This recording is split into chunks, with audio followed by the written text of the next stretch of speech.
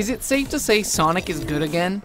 Seems like the last 2 years have seen numerous fun titles starring the Hedgehog. It's almost enough to make you forget about Werehogs and that time Sonic tried LARPing. He's like the Mickey Rourke of video games. Sure, it looked like he was totally dead for a while, but now he's back and we're ready to love him again.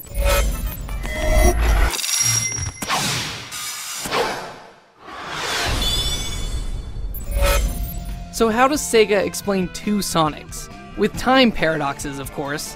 A big purple monster thing steals all of Sonic's friends and dumps him into Limbo, where he meets his past self. In order to restore time and space, the Sonics have to relive moments from their past and run really, really fast, because that fixes time somehow. The entire game is an homage to the franchise, full of in-jokes, familiar locales, and characters. I don't want to spoil the story too much, but if you ever thought, I wish my Sonic game had 100% more Tails the Fox in it, then you're in luck. Everything in Sonic Generations looks good while you're in motion. Like a racing game, it's designed to be sped past quickly. The layered backgrounds and vistas are nice, but this isn't a game to stop and admire the textures. And if you love Sonic's modern, vocal-fueled soundtrack, why? The new arrangements for the game's iconic tracks are awesome, but I'm most grateful that the game lets you change songs in the levels. There are only so many times you can hear City Escape before you want to kill yourself.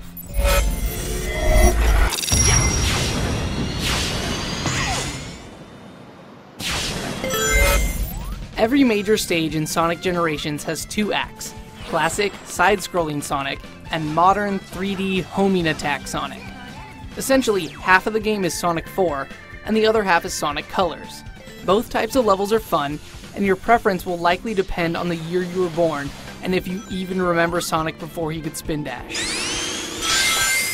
The old school platforming and the more modern, almost racing game levels fit together nicely, though there are still the occasional moments of clunky controls that can stop the action dead.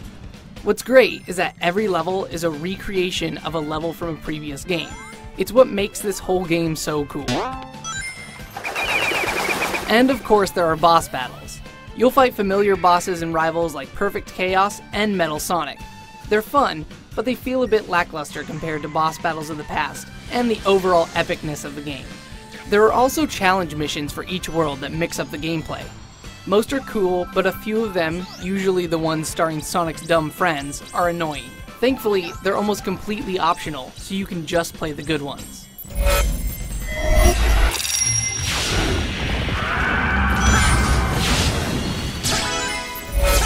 Sonic Generations is a love letter to the Blue Blur, a Sonic game for Sonic fans. It seems like Team Sonic finally listened to the fanbase and took everything that didn't suck about the last 2 decades of Sonic and put it in one game. The levels are great, the action is mostly tight, and the nostalgia is at its max. For more on Sonic Generations, spin dash to IGN.com.